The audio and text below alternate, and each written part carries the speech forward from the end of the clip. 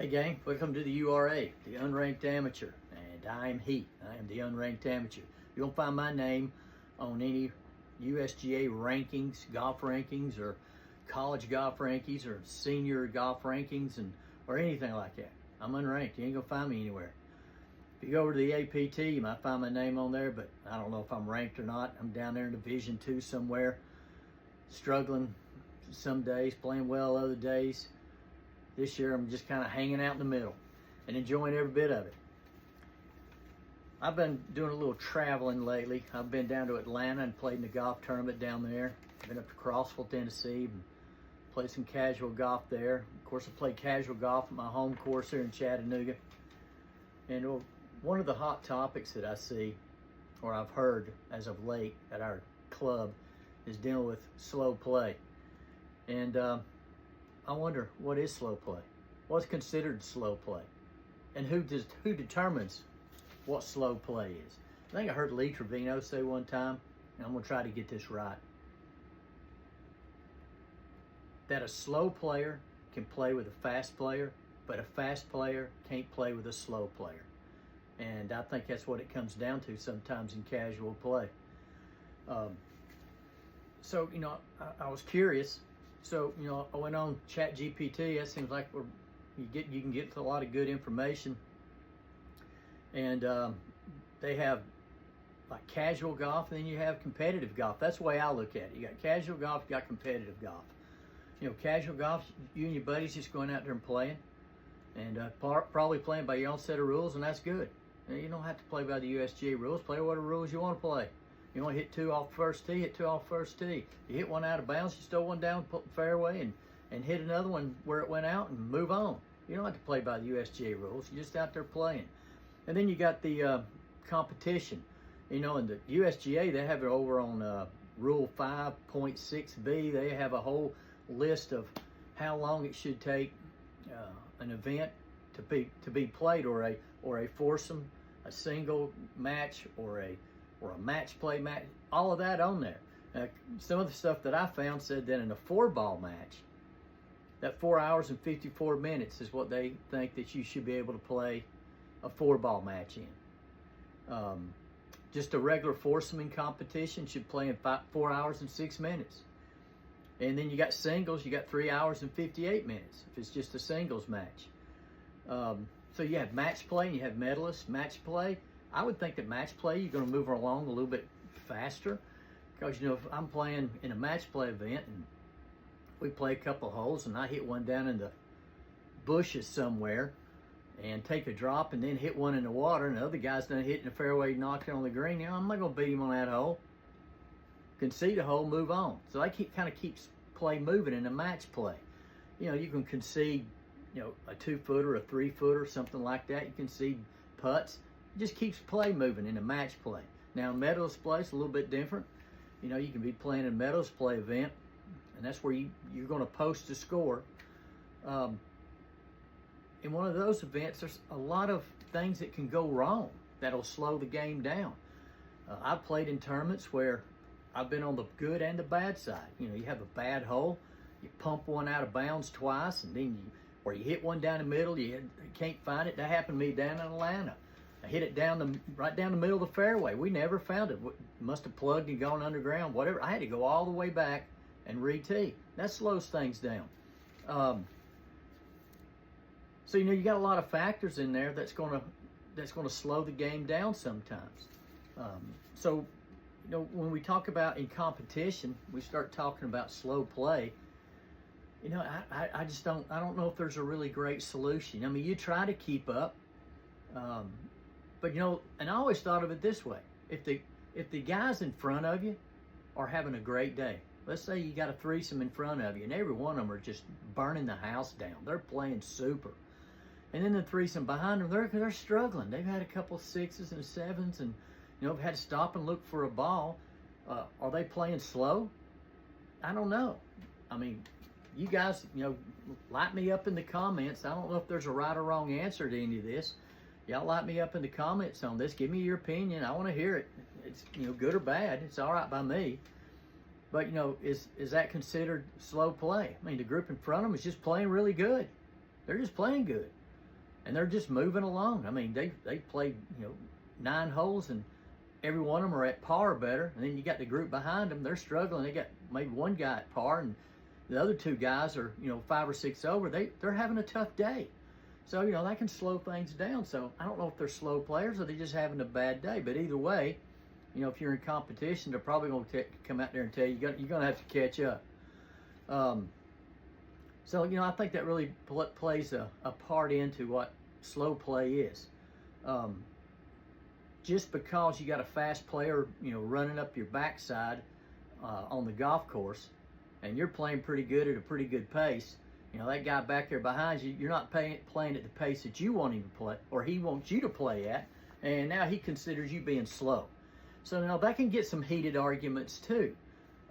In competition, you can't let people play through. They're just gonna have to suffer through it. I think that's one of the things in competitive golf. You're gonna play competitive golf, you better be able to handle any conditions. You're out there playing, and the group in front of you is struggling. Things are gonna get slow. You got to be able to handle that. They're not going to play at your pace just to make you happy so you can win the golf tournament. You're going to have to deal with that. And then you got casual play. Now, this is one I'm a real stickler with. It's casual play. I think of it this way. Excuse me. I think of it this way.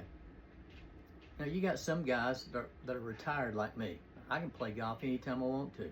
I can go out there, 6, 7 days a week and play. And sometimes I do play 4 or 5 times a week. And I'll get out there early and I'll play me 9 holes and I'll go home. And then on the weekends, I'll go out there and I'll play in a game or something like that. And I can play at that time. And I hear a lot of conversation on weekends, people complaining about slow play. Well, I look at it this way. You got some guys out there that they're putting in 40 to 60 hours a week working Monday through Friday, maybe having to work 2 jobs or whatever. And now they come out there to play on the weekend. They're not in a big hurry. They're not in a hurry to get home. Not that they don't want to go home, but this is their day that they can get out and relax, have them some cocktails, some beverages, and tell some jokes, tell some stories, interact with someone other than somebody at work. They may take a little bit longer, and they're just out there to enjoy the day and have some good camaraderie. Are they playing slow? They might be, but you get some guy behind them who plays every day, and they're complaining about slow play. That guy's slow. Well, so what? It's he's had to work all week. He's going to take his time. I don't know what the solution to that is. I think it's just got to be a little bit understanding. We all got our faults. We've all got our little quirks about us. We just got to be able to deal with that, especially in our casual play with our buddies. So you gotta take in consideration when you're out there playing. What causes slow play? Is it just because they're out there taking their time, or do you got 2 guys riding and 1 guy walking? That might slow play down a little bit. What about the course? You playing a really easy course, or the pin's in the middle that day, and the rough is really high, and you haven't stopped and looked for golf balls? I mean, I've played on golf courses that look relatively benign, but then you get out there to play, and the rough is 3 inches deep. You hit one in the rough, and you spend all your time trying to find it in the rough. That's part of the game. I get it. So, course conditions can slow it up. If you play a course that's got a lot of bunkers in it, people start hitting the ball in the bunker, that's going to slow it up. Hit one down in the rough, that's going to slow it up. Hit one down in the trees, that's going to slow it up. So there's all kinds of factors, I guess, that play into what causes slow play. Maybe the guys that are playing just aren't very good, but that doesn't mean they shouldn't be out there playing. They need to be out there playing. My only thing that I would probably throw out there, if you are just now getting started playing, or you're not a real good player, that's okay. There's nothing wrong with that. But just be considerate that, if you got a group that comes up behind you and they're sitting out there waiting on you 2 holes in a row, hey, let them play through. Come on through. Yeah, you guys we'll stop, take a break right here. You guys come on through. Now everybody's happy, and then you go about your game. And I think that's the way it needs to work. But I think that sometimes people forget about that, especially people that are new to the game. They don't understand that. about letting people play through. But, you know, I don't change the way you play. You just keep on playing. Just let somebody play through, and everybody's happy on that case. I know courses sometimes try to deal with that. They have rangers out there and ask you to move on. I've had them at courses that I've gone to. I mean, I've played all over the country, and they'll have rangers, and they'll come up and say, hey, guys, y'all a little bit out of spot. You got to catch up. Yeah, okay, we will. We'll do our best. You know, stuff like that. You know, I did play at one course that I thought they had a bizarre thing, and it was not a cheap course to play. And we were out there playing, and we'd paid a couple $100 or more to play this golf course. And we got out there, and there was nobody behind us, and there was nobody in front of us at the time. So no one was waiting on us, and we weren't chasing anybody down. But according to the times that they had posted on their scorecard, and some courses do that, we were behind. So they came out there and told us we were going to have to skip a hole to catch up on the time because we were off the time on the card. Now, that's just stupid. I just tell you right now, that's stupid. Somebody pays you $200-something, and you're going to rush their butt around the golf course when they're not holding anybody up. Now, that's just dumb. I don't like that at all, and I think they're just creating, you know, pain on themselves because they got a conversation out of the couple of guys in my group. I didn't have to say nothing. Two guys in my group had at them. They said, we ain't going to move on, and we didn't. We just kept on playing. We never saw it. We were out there by ourselves.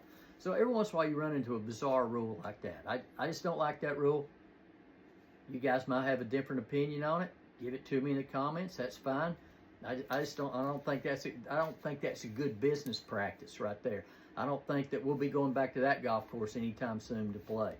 So that's just kind of my opinion on that rule in particular. So you got fast play and you got slow play, and if somebody's you know, at the club we play on, we got people that are, you know, they accuse other people they're just slow players. There's 3 or 4 of them that always call them slow players. Well, they're super guys, and they're good players too, but they say they're slow players. Well, that don't bother me none. It doesn't bother me that they're slow. I just take my time. If I'm playing with them, I just enjoy the day. If I get behind them and they're slower than I like to play, that doesn't mean they're slow just because they're not playing at my rate of speed. If you're not playing at my rate of speed and I catch up with you, that doesn't mean you're slow. It just means you played at a little bit different pace. As long as you finish within the 4 hours and 10 minutes, you're playing at a good pace. You put me out there, a couple of my buddies that we play with, we can burn around a golf course in 3.5 hours, 3 hours and 45 minutes, something like that. But, you know, there's other guys we play with. It's going to take us 4 hours and 10 minutes to play. It's not that they're slow. It's just my pace of play is a little bit different than other people's. But that don't mean that they're bad guys, and it doesn't mean that they need to change their game just because of me. Just because I think they might be slow, they don't need to change their game because of that. Take your time and play. And if somebody else accuses you of being slow, they just gonna have to change their games or just live with it. That's just kind of my deal on slow play. I don't know if there's any great solutions to it. I mean, courses try different things. Competition, it can get heated sometimes. I know that in competition that a lot of times my group's been put on the clock, but I just refuse to speed up. I'm just going to continue to play at my pace. And if we catch up, great. If we don't, they're just going to have to come out and penalize me. Because generally what happens, and I've seen this happen to the guys in my group, they'll get all antsy about it, and they want to speed up. Next thing you know, they're playing so fast, they're out of their rhythm, and they've had a couple double bogeys, and they're out of the tournament. I'm going to take my time and play at my normal pace. And if that's not fast enough for them, they're just going to have to penalize me. I've never been penalized. I've never had anybody come up and say, hey, you're the reason why we're slow. I've never had anybody tell me that in a tournament, so I don't think it is. I know me and my son played in a tournament at Stonehenge up in Crossville, Tennessee. It was a 4-ball tournament, and we played with 2 other gentlemen, and we played in right at 4 hours. And it was very pleasant, and we had a great time. And 4 hours is about what we played at.